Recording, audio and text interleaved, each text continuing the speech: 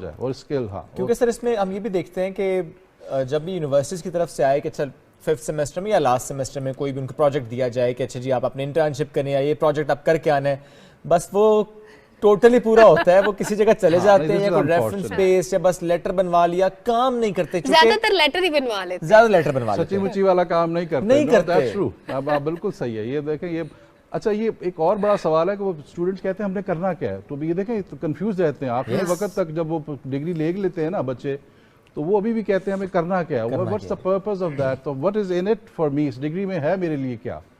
اچھا یہ اب ہماری سروائیول ٹو بی آنسٹ, جس طرح ہم نے کووڈ کے اندر اپنی ایمرجنسیز کو پوری دنیا میں لاگو ہوئی, اس سے زیادہ بڑی ایمرجنسی ہے یہ جو تعلیمی جو شعبہ ہے. آپ کو پتہ نا یہ جو ہمارے یہاں یونائٹڈ نیشنز کے 17 گولز ہیں, سسٹینیبل ڈیولپمنٹ گولز, اچھا یہ تو ہمارے کہتے ہیں جی رگوں میں خون کی طرح دوڑنے چاہیے. ہمیں پتہ ہو, اساتذہ کو نہیں پتہ ہوتا کہ یہ کیا ہے.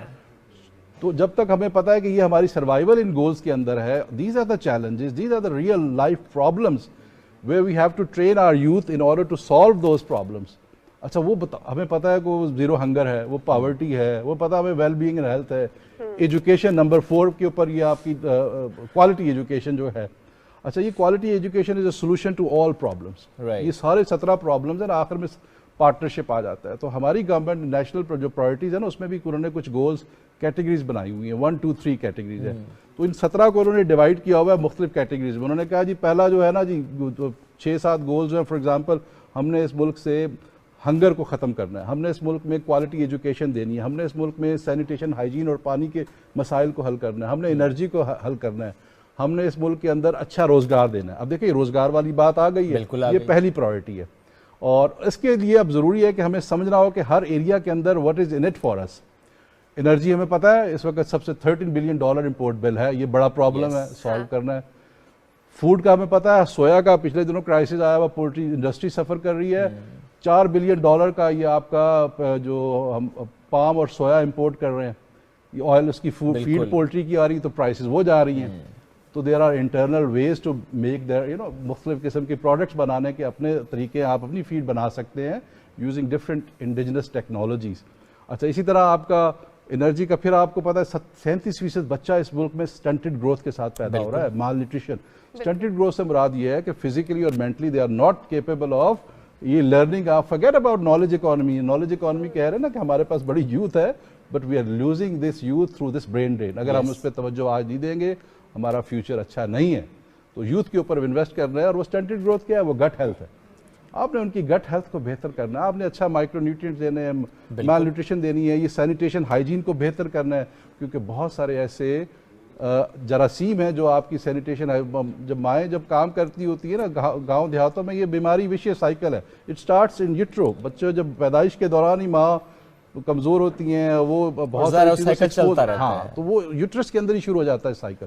اس وشیس سائیکل کو بریک کرنا ہے. تو اس کی مادر اور چائلڈ کیئر کو جو ہے نا یقینی بنانا ہے تاکہ اگلی جنریشن کو آپ کو. اور ہمارے یہاں ہر دوسرا بچہ آئرن ڈیفیشنسی کا شکار ہے, وائٹامن ڈی ڈیفیشنسی کا شکار ہے, اور یہ کیلشیم ایگزیکٹلی, اور یہ لانگ لائف ساتھ ساتھ چلتی ہیں. وہ یونیورسٹی میں پہنچ جاتے ہیں, بچے کنسنٹریٹ نہیں کر پا رہے ہوتے, ان کو سمجھ نہیں آ رہا ہوتا ٹیچر کیا بول رہا ہے, پیرنٹس کہتے ہیں یہ نالائق ہے, ٹیچر بھی یہ کہتے ہیں اس کو سمجھ ہی کچھ نہیں آتی. اور 22 ملین بچہ آؤٹ آف اسکول ہے. اس وجہ سے ہم سوچ بھی نہیں رہے کہ one of the reason can be this one, کہ ہم اس طرح بچوں کو تیار ہی نہیں کر رہے. اور بچے بیچارے کیا کریں اگر وہ اتنا ان بیماریوں کا شکار ہیں, جس سٹنٹنگ سے مراد اگر وہ فزیکلی اور cognitively not fit enough to grasp the knowledge, تو ذرا کچھ کر نہیں پائیں گے. کیا تو 22 ملین, اور اس وقت دنیا جہان میں 224 ملین بچہ جو اسکول سے باہر ہے, جو پوری ایک برازیل کی جو پاپولیشن ہے اتنا نمبر ہے. لیکن پاکستان کا کنٹریبیوشن 22 ملین, سگنیفیکنٹ کنٹریبیوشن ہے. اس پہ زیادہ توجہ دینے کی ضرورت ہے. اور پاپولیشن سائز آپ کو پتہ ہے اس وقت ہم نمبر 2 ہے نائجیریا کے بعد گروتھ ریٹ دیکھ لیجیے. اور فوڈ سیکیورٹی کے ایشوز اس کے ساتھ آ گئے, کیونکہ اب اتنی تیزی سے ہم گرو کر رہے ہیں, کیا ہمارے پاس فوڈ ریسورسز اتنے ہیں نہیں, اور جتنے ریسورسز تھے وہ بھی سیلاب کی نظر ہو, اور ہم اس پر کام بھی نہیں کر رہے. اب اگر میں اب یہ جاننا چاہوں آپ سے کہ اب نئی یونیورسٹیز کی چونکہ آپ بات کریں, نئے اداروں کی بات کریں, نیا دور بھی ہے, چیلنجز نئے ہیں, پرابلمز نئے ہیں. پرابلمز آئیڈینٹیفائی تو ہو رہے ہیں, لیکن کیا ہم اس کے سولوشن کی طرف بڑھ بھی رہے ہیں؟ فار ایگزامپل آپ نے خود بڑا اچھا ذکر کیا پاپولیشن ایکسپلوژن کا بھی اور ریسورسز کی ڈپلیشن کا بھی.